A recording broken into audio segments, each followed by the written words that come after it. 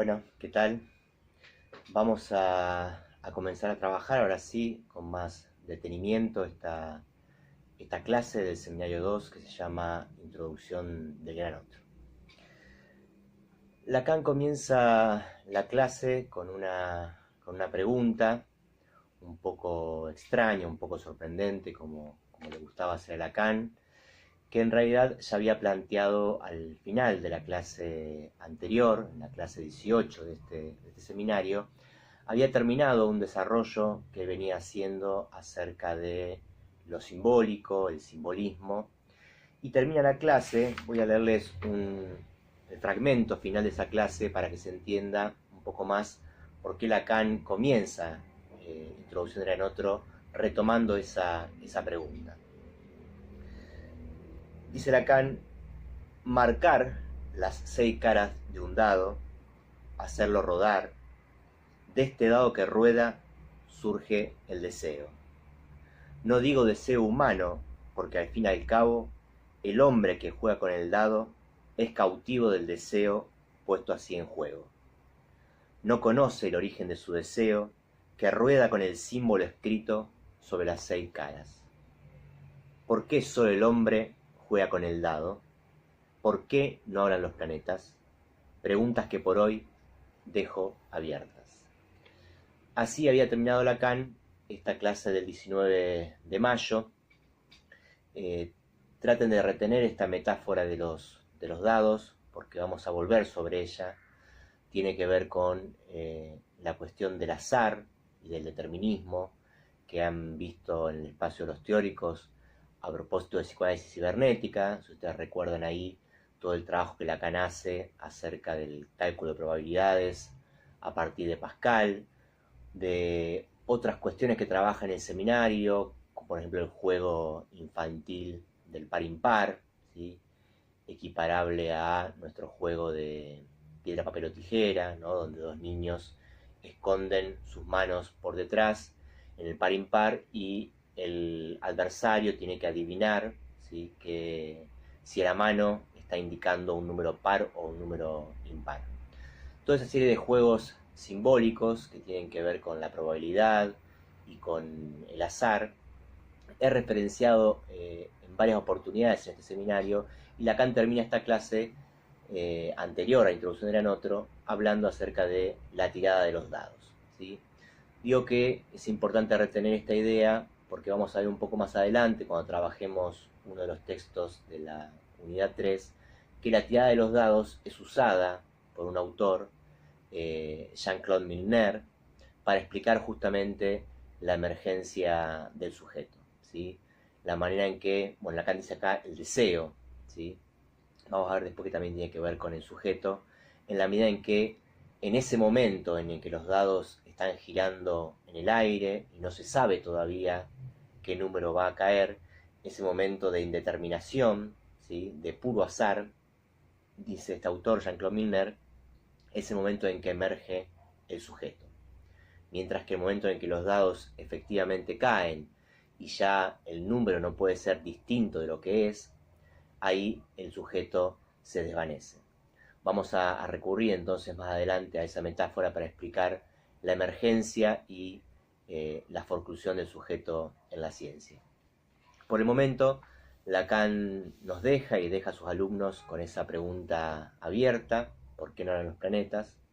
Y es una pregunta que efectivamente sorprende, pero que vamos a tratar de dilucidar, de comprender, a la luz de otra pregunta que no está explicitada en el texto, pero a la que Lacan alude permanentemente cuando dice que nosotros no somos en absoluto como planetas, ¿sí? Que el hombre se diferencia del planeta por el hecho de hablar. Es decir, que vamos a colocar de un lado la pregunta que Lacan plantea de entrada: ¿por qué no hablan los planetas? Vamos a ver cuáles son las respuestas que Lacan da a eso, pero vamos a trabajarlo siempre con la referencia a la que vamos a volver después, acerca de por qué hablamos, ¿sí? ¿Por qué no hablan los planetas? Y por qué sí los seres hablantes hablamos. Respecto a esta pregunta, Lacan comienza diciendo que, si bien es evidente que no somos planetas, eso no ha impedido que a lo largo de la historia se haya intentado tratar a los hombres como si fueran planetas o como si fueran lunas.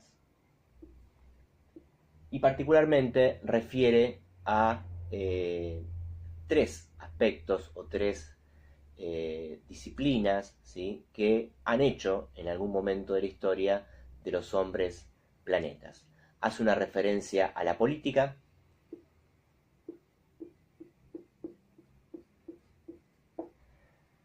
particularmente a la obra de Hitler, Mi lucha, en la página 353, a poco de empezar la clase, ¿sí?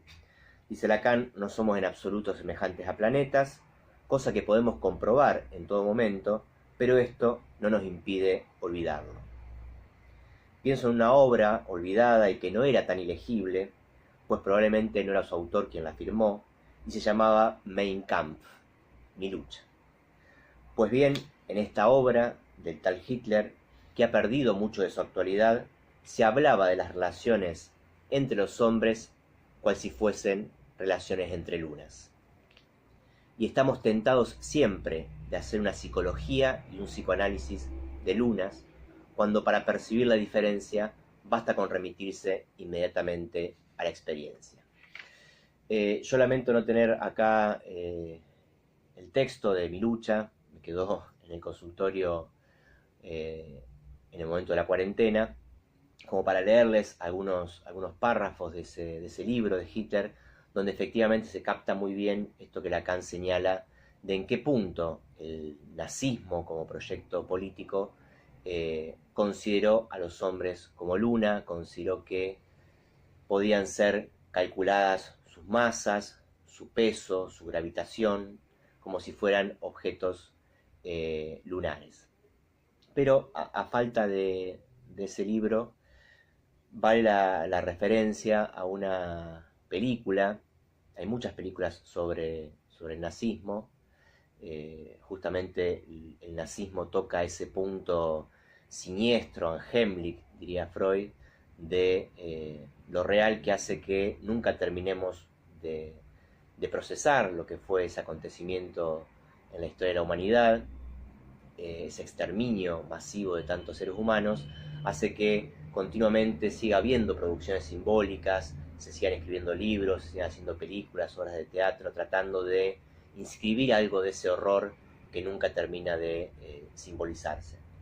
Pero hay una película argentina, que no sé si la han visto, que se llama Guacolda, donde se trabaja la cuestión del nazismo de una manera tangencial, porque tiene que ver con el exilio del doctor Mengele, junto a otros nazis que se sospecha que se exiliaron en la Argentina. La película trata de manera muy indirecta, ¿sí?, lo que el doctor Mengele hacía con los hombres, los experimentos por los que se hizo famoso este científico, ¿sí?, que asesoraba a Hitler. Y la película, a través de su título muy sugestivo, título que uno no comprende sino hasta ver la película hasta el final, es que Guacolda designa el nombre de una muñeca que tiene una de las protagonistas, ¿sí? Llamarle Guacolda a la película tiene que ver con el hecho de que efectivamente para los científicos nazis, las personas, como se ve en la película, eran consideradas como muñecos, ¿sí?, como objetos a los cuales se podía estudiar, se podía destripar, se podía desmenuzar, ¿sí?, y tratarlos como un objeto más. Me parece que es una buena película para captar lo siniestro de esta operación que el nazismo hizo, y que lo lleva a Lacan a pensar que este proyecto político consistió fundamentalmente en una absorción de los hombres dentro de la categoría de lunas, y por lo tanto de la quita de toda palabra. Esa es una referencia. La otra referencia tiene que ver con los postfreudianos.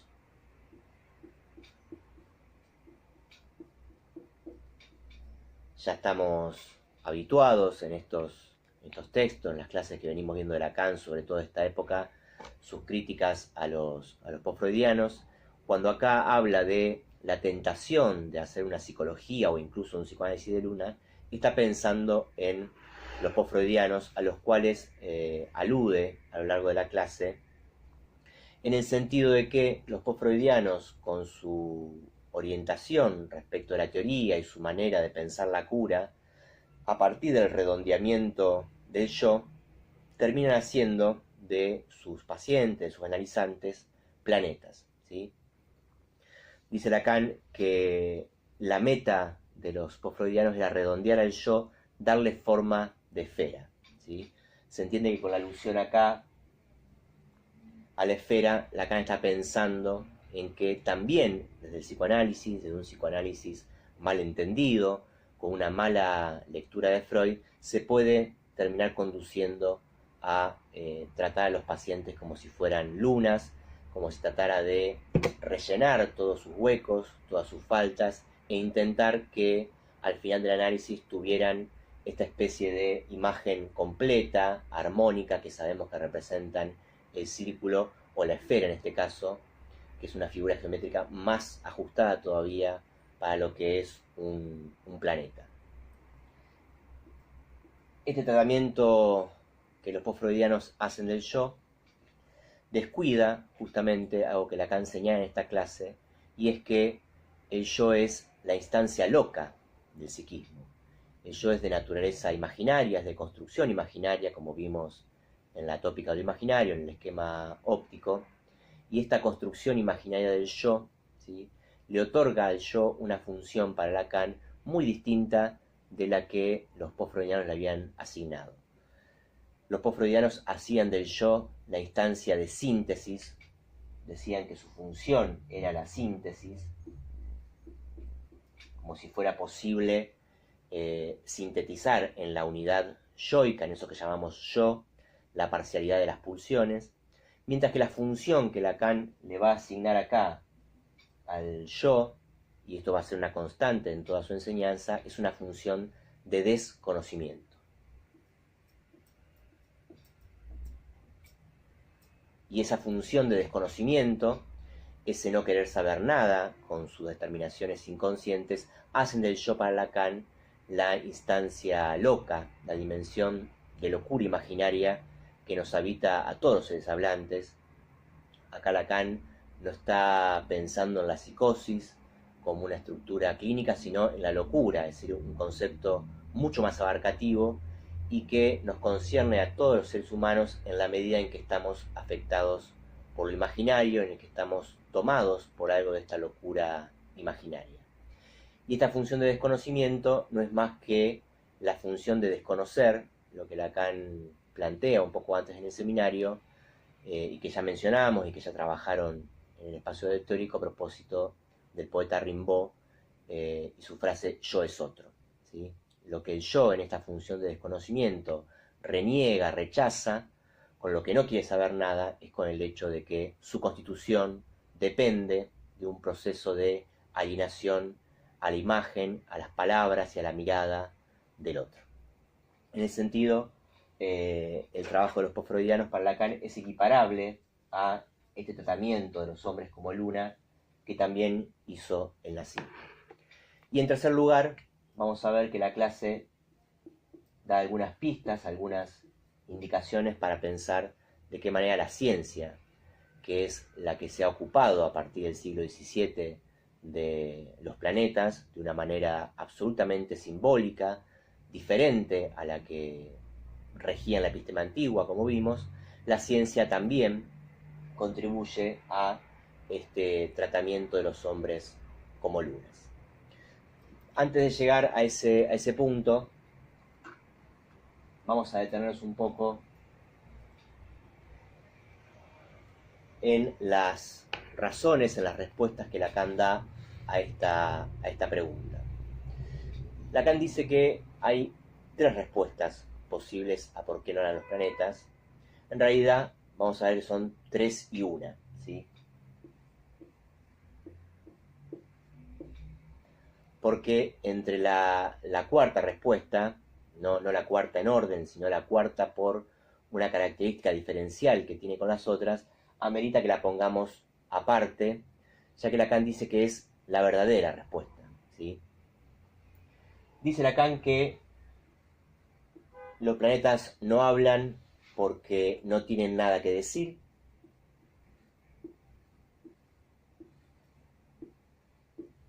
Voy a anotar aquí sobre las palabras claves de la frase, ¿sí? No tienen nada que decir. No tienen tiempo.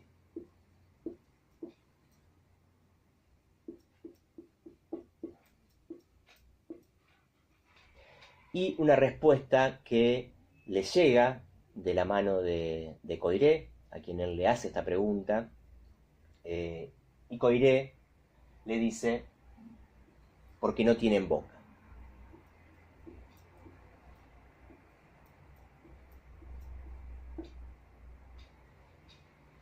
Y Lacan agrega una cuarta respuesta que es, dice él, en un sentido la verdadera, que es, se los ha hecho callar.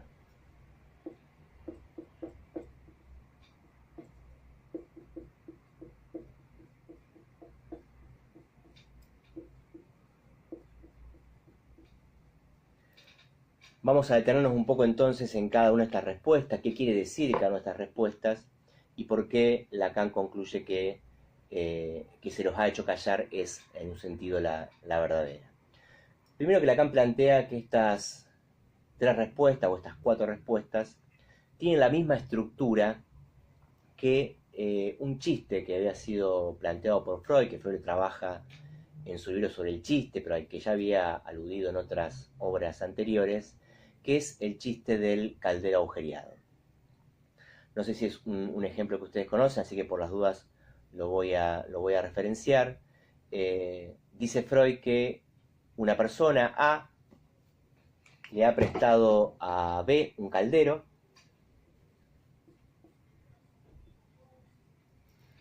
digamos nosotros para entendernos, no un caldero, una olla, ¿sí? Una olla Essen, para nacionalizar un poco el ejemplo. A le ha prestado a B un caldero y B se lo devuelve, dice Freud, agujereado, roto.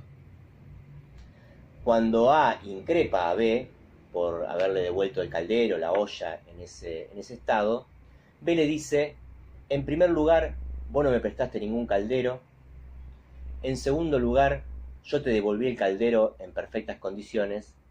Y en tercer lugar, el caldero ya estaba agujereado cuando me lo prestaste.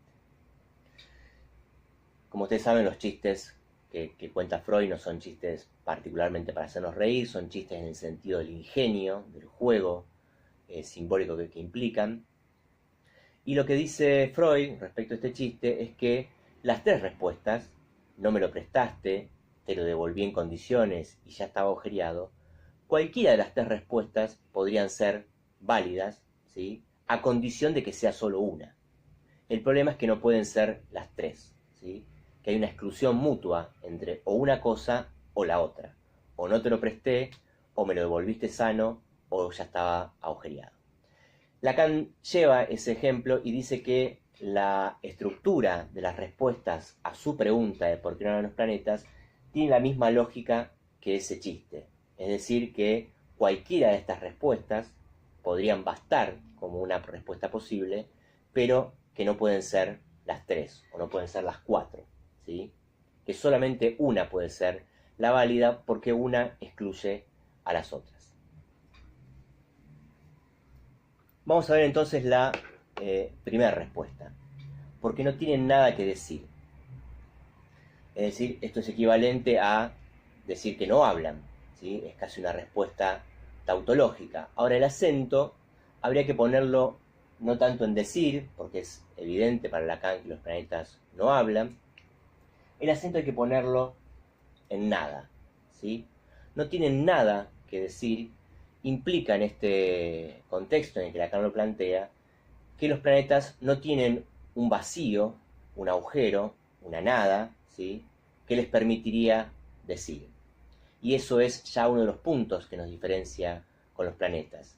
El hecho de que hablemos, ¿sí? Está condicionado, está determinado por el hecho de que el ser hablante, a diferencia de los planetas, que tienen una estructura esférica, como decíamos, Lacan plantea que el ser hablante responde a otra estructura topológica, a otra figura, que ya no es la esfera,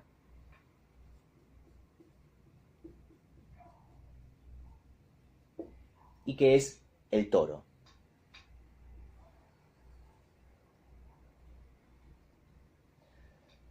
No vamos a desarrollar ahora todas las implicancias topológicas que tiene esta diferencia entre la esfera y el toro. Simplemente la traigo a colación para que se entienda, ¿sí?, que uno de los puntos que diferencian a los planetas y que hacen que ellos no hablen y los seres hablantes sí, para Lacan está dada porque, a diferencia de la esfera, un toro se constituye a partir de un agujero, ¿sí? Un toro, podríamos decir, es una esfera a la que se le ha hecho un agujero, ¿sí? Un toro es similar a un anillo, ¿sí?, a una goma de neumático, dice Lacan en un momento. Es decir, una figura esférica, pero cuya particularidad es que está agujereada, ¿sí? Y ese agujero permite, según Lacan, que por ese agujero pase el decir, ¿sí? Y va a decir en algún momento también que por ese agujero es que aparece el sujeto. Por lo tanto, decir que los planetas no tienen nada para decir, es decir que no tienen agujero, que no tienen este vacío constitutivo que pudiera hacer que hablaran. El segundo aspecto se vincula también con la cuestión de la palabra, con la cuestión del hecho de hablar, las implicancias y las consecuencias que tiene el hecho de hablar, que es la cuestión del tiempo, ¿sí? No tienen tiempo, no debe entenderse acá como que les falta tiempo para hacer cosas, ¿sí?, sino que les falta radicalmente el tiempo, ¿sí?, que están fuera del tiempo, los planetas. Lo cual es coherente con la definición que Lacan da en esta época y que hemos mencionado ya, de lo real como aquello que encontramos o que vuelve siempre al mismo lugar, ¿sí? El movimiento circular de los planetas, el movimiento de los astros, en la medida en que siempre vuelve al mismo punto de partida, es equivalente, dice Lacan, a la idea de que no haya un tiempo en el sentido progresivo, ¿sí? De hecho, simbólicamente hablando, solamente hay tiempo por el hecho de que hablamos. Si lo pensamos un poco detenidamente en lo que es el ser hablante, la noción de tiempo, la primera experiencia que tenemos del tiempo, incluso mucho antes de poder reflexionar acerca del tiempo y entender el funcionamiento del tiempo, está dado por el hecho de hablar, ¿sí? Porque es en la medida que hablamos, es decir, que una palabra se sucede a otra, que se instala la idea de tiempo, ¿sí? Es por eso también que, a diferencia de los planetas, pero también a diferencia de los animales, solamente el hombre es consciente de su existencia efímera y finita al interior del tiempo, porque solo el hombre tiene conciencia de su pasado, ¿sí? Y solo hay pasado por el hecho de que hablamos. Cada una de las palabras que vamos diciendo va construyendo y construyendo nuestro pasado.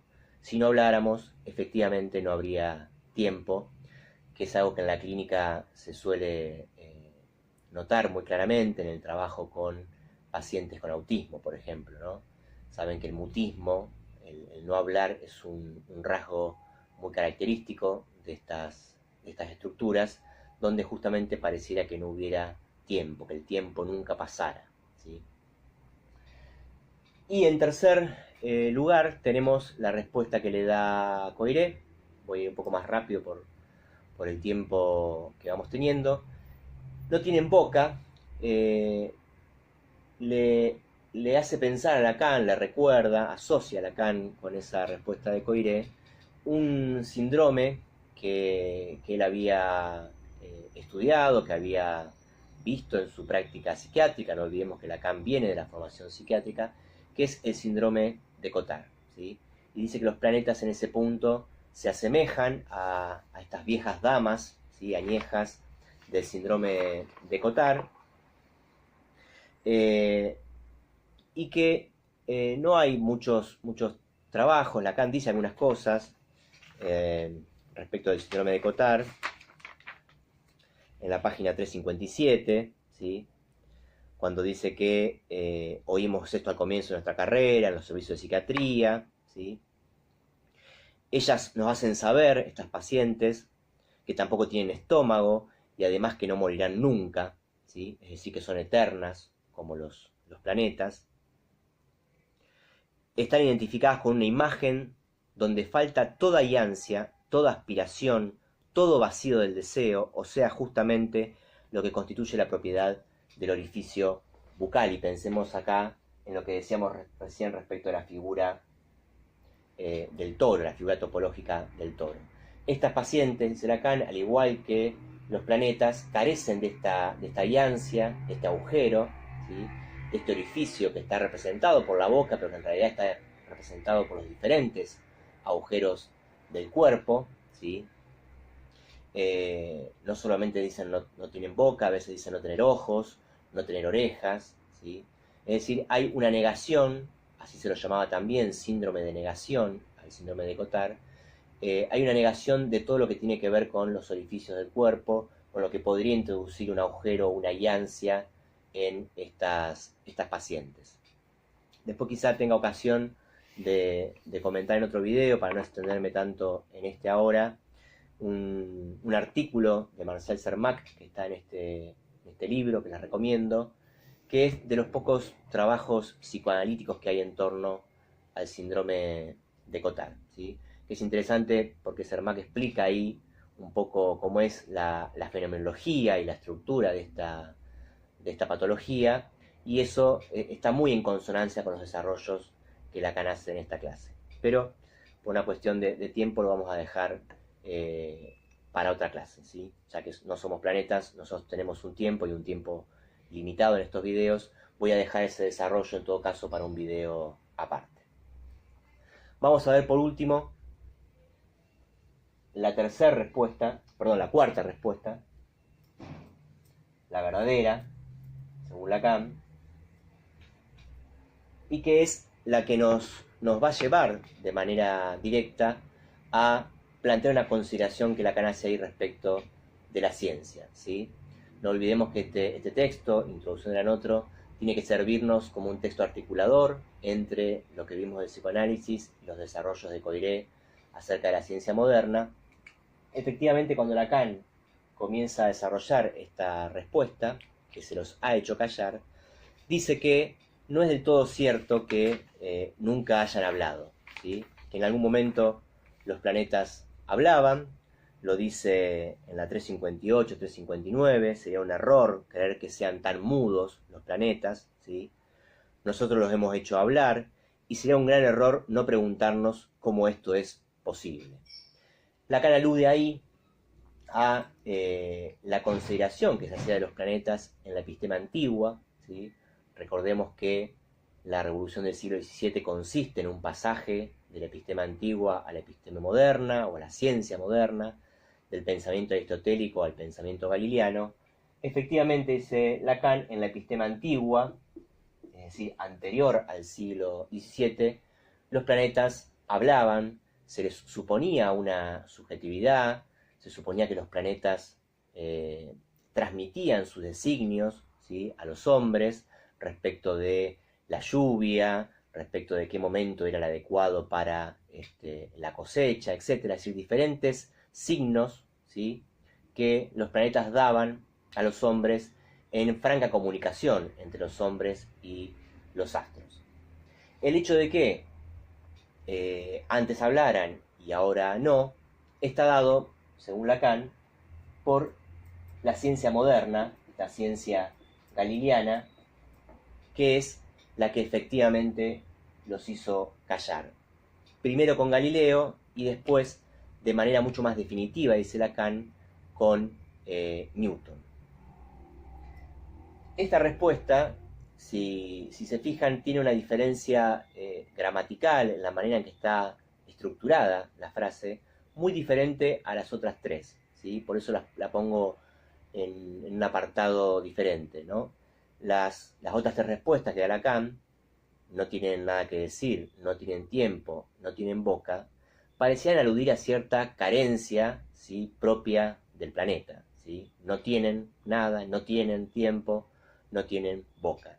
En cambio, la cuarta respuesta, que Lacan dice que es la verdadera, tiene otra estructura gramatical, ¿sí? Ya no se dice que los planetas, por algún tipo de falla, de carencia, o justamente de exceso, ¿sí?, de falta de la falta, no hablan, sino que hablaban, pero se los ha hecho callar. Es decir, esta respuesta supone un agente que en algún momento de la historia de la ciencia hizo callar a los planetas. Y ese agente es, para Lacan, la ciencia moderna. Vamos a ver de qué manera. Dice en esta misma página que les leía hace un momento, ¿sí? Finalmente llegó Newton. Ya hacía un tiempo que esto venía preparándose, ¿sí? Recordemos en ese punto la idea de Coiré de un largo esfuerzo de pensamiento. La ciencia moderna comienza a gestarse desde antes de Galileo, sienta sus primeras bases con Galileo y finalmente se consolida con Newton. Ya hace un tiempo que esto venía preparándose. No hay mejor ejemplo que la historia de las ciencias para mostrar hasta qué punto el discurso humano es universal. Newton acabó por dar fórmula definitiva alrededor de la cual todo el mundo ardía desde hace un siglo. Hacerlos callar, Newton lo consiguió definitivamente. ¿Por qué no en los planetas? Nunca se sabe lo que puede ocurrir con una realidad hasta el momento en que se la ha reducido definitivamente inscribiéndola en un lenguaje. Leo algunas frases salteadas. La teoría del campo unificado está resumida en la ley de gravitación, que consiste esencialmente en que hay una fórmula que mantiene todo esto unido en un lenguaje ultra simple constituido por 3 letras. Es decir, resumiendo, la ciencia moderna es la responsable de haber hecho callar a los planetas. Newton en particular es el que llevó esta tarea más adelante, a partir, y esto es lo importante de retener porque vamos a volver insistentemente sobre este punto, la ciencia ha callado los planetas por una cuestión que tiene que ver estrictamente con su lenguaje. Es el lenguaje de la ciencia, es el lenguaje de puras letras, como dice Lacan, de 3 letritas, ¿sí? Reducen toda realidad, haciendo que esa realidad no hable más. Si se fijan un poco más adelante, ¿sí?, dice Lacan, todo lo que entra en el campo unificado, podemos decir todo lo que entra en el campo de la ciencia, no hablará nunca más porque se trata de realidades completamente reducidas al lenguaje. Creo que perciben aquí la oposición existente entre palabra y lenguaje. Bueno, voy a dejar por acá. En todo caso, en el próximo video retomo un poco esta idea final para explicarlo un poco más.